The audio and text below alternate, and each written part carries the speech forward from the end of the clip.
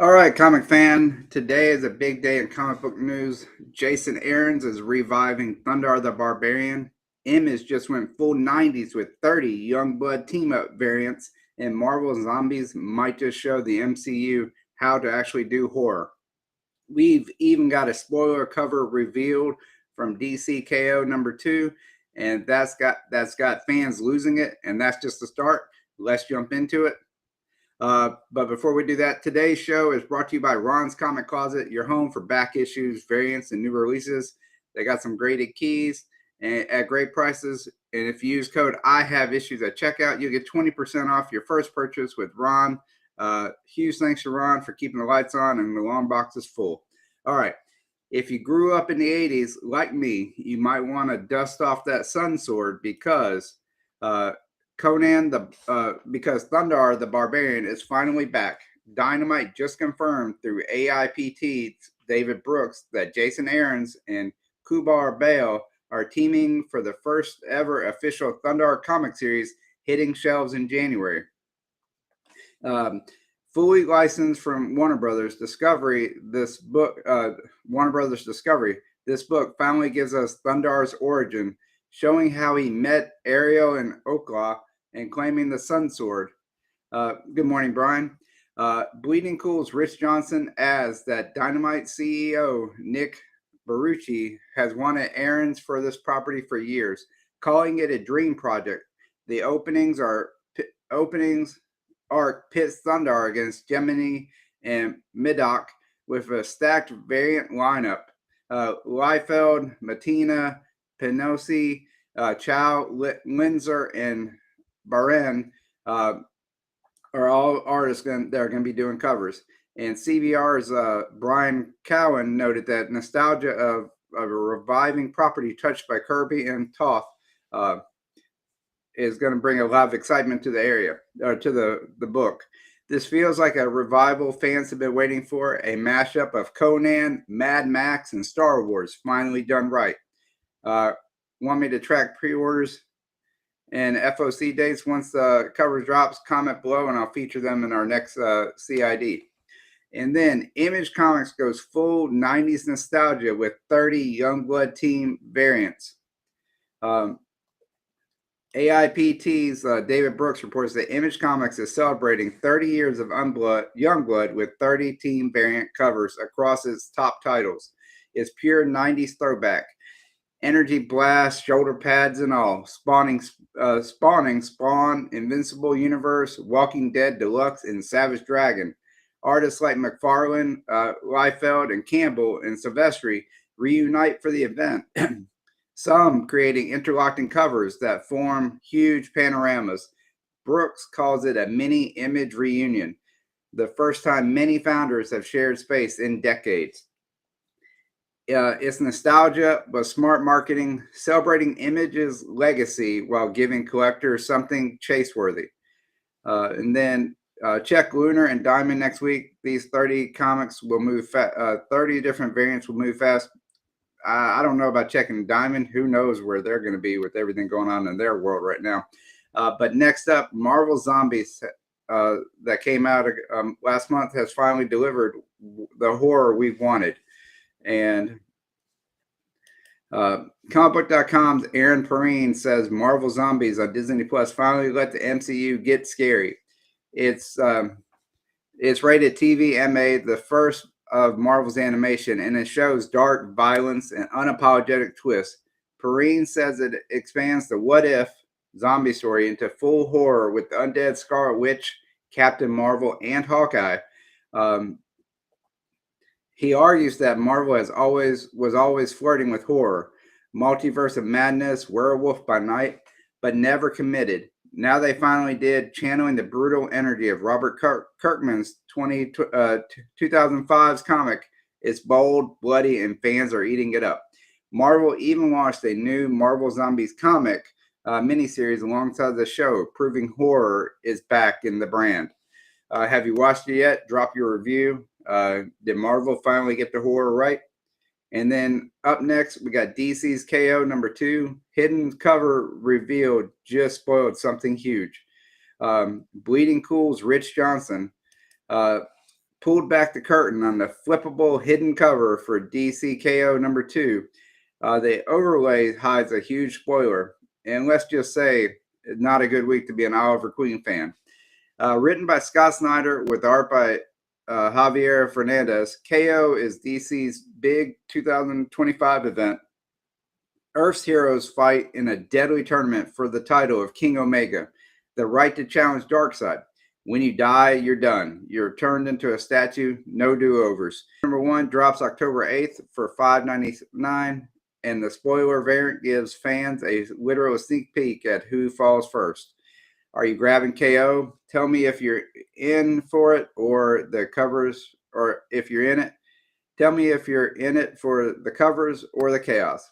And then next up, Green Lantern fans. Tim Adams says DC still getting John Stewart wrong. Comicbook.com, Tim Adams didn't hold back this week. He says DC keeps doing John Stewart dirty, and he's right. Stewart's the most layered Lantern we got. A soldier, an architect, a thinker, yet every major Green Lantern event still revolves around Hal Jordan.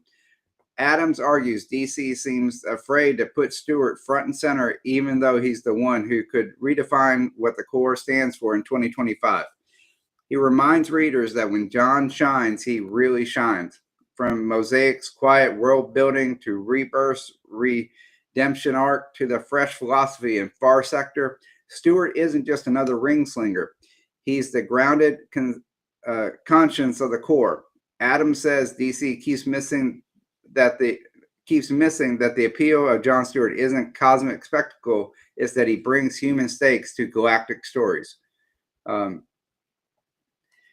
with the Lantern show coming to Max and Snyder's KO hitting at the new Corps direction, Adams says DC has one last chance to get it right. Fans want Stewart as the face of the franchise, not the backup Lantern. Should John finally be the Green Lantern of DC? Drop it below. I'm betting the comments light up for this one. No pun intended. And next, we got 5 times Lex Luthor nearly beat Superman and maybe should have. Comicbook.com's Evan Valentine just reminded us why Lex Luthor remains one of the comics' most fascinating near winners. Across All-Star Superman, Forever Evil, Birthright, and The Black Ring, Valentine walks us through the moments where Lex wasn't just evil, he was almost right. Every time he came within a breath of remaking the world before his ego wrecked it. He pointed out that in All-Star Superman, when Lex gains Clark's powers, he actually understands him just for a second, and it breaks him. In Forever Evil, he literally saves humanity from the crime syndicate and tastes heroism. And in Black Ring, he chases godhood itself. Valentine says these near victories prove Lex's tragedy. He could save the world if he stopped trying to own it. That's what makes Luthor timeless. He's the smartest man alive, and his worst enemy is himself. DC keeps him compelling because his almost reveal what humanity does with power once morality slips. Which Lex story do you think he deserved? Which Lex story do you think he deserved to win? Comment with your picks below. And then forget Ben Reilly. This is for my Spider-Man fans out there. Forget Ben Reilly. Kaine Parker's the clone that actually really matters. Comicbook.com's Keoff Outlaw had to stir the pot. He said enough with the Ben Reilly debate. Kaine Parker is the only Spider-Man clone who truly earned his spot in Marvel lore. Kaine started as a botched clone full of rage and guilt, and instead of getting retconned into oblivion, he clawed his way towards redemption. Outlaw highlights how Christopher Yosh's 2012 Scarlet Spider series turned Kaine into something special. A rough, brooding anti-hero trying to atone in Houston of all places. He's Peter Parker's darkness made human. Still heroic, but scared by every failure. Meanwhile, Ben Reilly has been written in circles, dying, reviving, villain turning, losing the soul. Kaine found through pain. The piece argues Kaine represents Marvel's most honest take on responsibility. Doing good even when you hate yourself. Outlaw said it's time Marvel gave Kaine the spotlight again instead of another Ben reboot.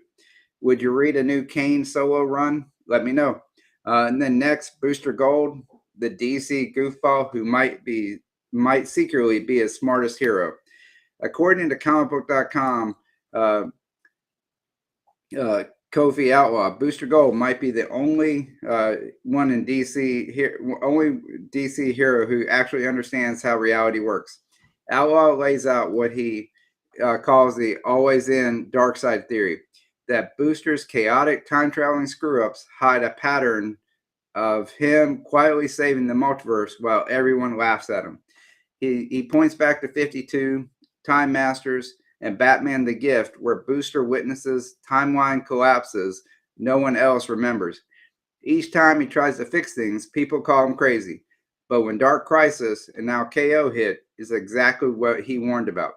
Outlaw says Booster's not comic relief, he's DC's Cassandra, cursed to see every reboot coming. With Snyder's current event teasing another cosmic reset, Outlaw predicts Booster could finally get redemption as the one who keeps continuity alive. It'd be poetic, the joke hero who's been the real guardian of time all along. Would you buy a serious Booster Gold ongoing? I'm in it if DC plays it smart. And then this is the final story of comic creators, how creator branding might shape the future of comics going forward. ICV2's Rob Stolowski takes off the rose-tinted glasses and looks at the business side of comics. His argument, the next big industry shift isn't digital versus print, it's creators versus creator branding. Readers now follow people, not publishers. He explains how post-pandemic platforms like Substack, Patreon, and social media flip the model. Creators who engage directly with fans built loyalty and outlives any event crossover. Names like James Tynion IV, Tom King, Peach Momoko, and Daniel Warren Johnson can launch a book on reputation alone. Stolowski warns that publishers ignoring the dynamic will keep losing stars to indie success stories. In the end, he says the future of comics is about trust and consistency. Readers buy you, not your logo. The creators who nurture that relationship will own the next decade. Who's the creator you'll buy anything from? No questions asked. Tell me in the chat. And then let's wrap it up with the show with today's Cover Price Daily Shakers. We got some serious Golden Age and Silver Age heat moving this week. Batman number 121 from 1959 in the CDC 7.0 just sold for $6,500. Keeping strong thanks to Mr. Freeze's first appearance. And then we also got Batman number 7 from 1941, the Golden Age power here, a CGC 6.5 hit for $5,520. Then another Batman one we got Detective Comics 32 or from 1939, a CGC 1.0 still fetch $4,500, proving early bad issues never cool off. The Thing number 14 from 1954 in a CGC 8.0 brought in $3,840, a great pickup for pre-code horror days. And then we got Superman 17 from 1941 earned even in a raw. This one pulled in $3,251, another Golden Age classic gaining momentum. And then got throw in a little romance. We got Teenage Romance number 37 from 1954 by Matt Baker in a CGC 6.0 climbed to $2,880, keeping Baker's work among the hottest in the romance comics. Then we got Thing 17 from 1954 in a CGC 9.0 hit $2,640, and that's a new top mark for this issue. And then throw in a little crime suspense stories number 22 from 1954 in a CGC 1.5 still commanded $2,640. The infamous cover continues to drive demand. And we're not going to forget Spidey fans, because Amazing Spider-Man 300 from 1988 in a CGC 9.8 direct edition sold for $2,250, keeping the Todd McFarlane Venom debut as the most consistent modern blue chip. And then go get some indie. We got Dynamic Comics 13 from 1945. Oh, it's not in indie. Sorry. Dynamic Comics number 13 from 1945 in a CGC 6.0 hit $2,100, showing the continued strength for Golden Age superhero obscurity. It's a strong mix today, heavy Golden Age movement, pre-code horror spikes, and McFarlane's ASM 300 staying bulletproof. And if you're tracking market trends, check cover prices daily. Shakers report which genres are heating up this fall.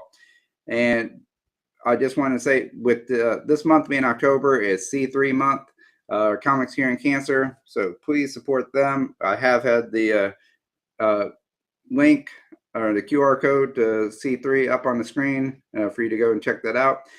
They are having a big auction at the end of the month, October 24th through the 26th. And I do have the lineup of that to show you right now. And here we go.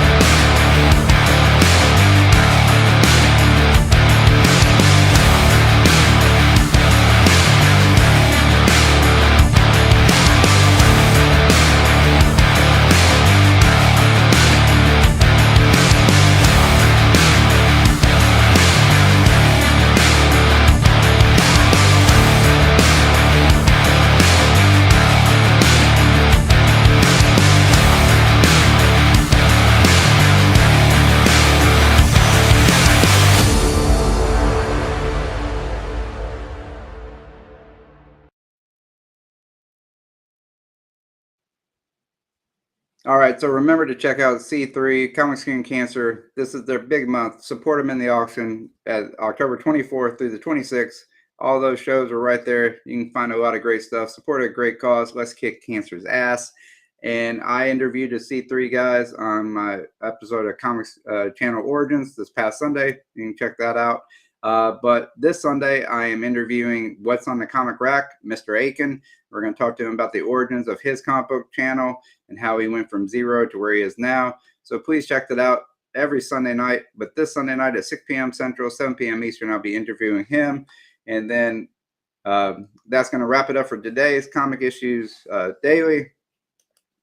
And if you had fun hanging out, hit the like button, drop your pool list favorites in the comments, and subscribe so you never miss a show. And a huge thank out to our channel sponsor, Ron's Comic Closet, for sponsoring today's episode. And don't forget, you can grab anything at their store at Ron's Comic Closet and use code IHaveIssues, and you'll get 20% off your first purchase.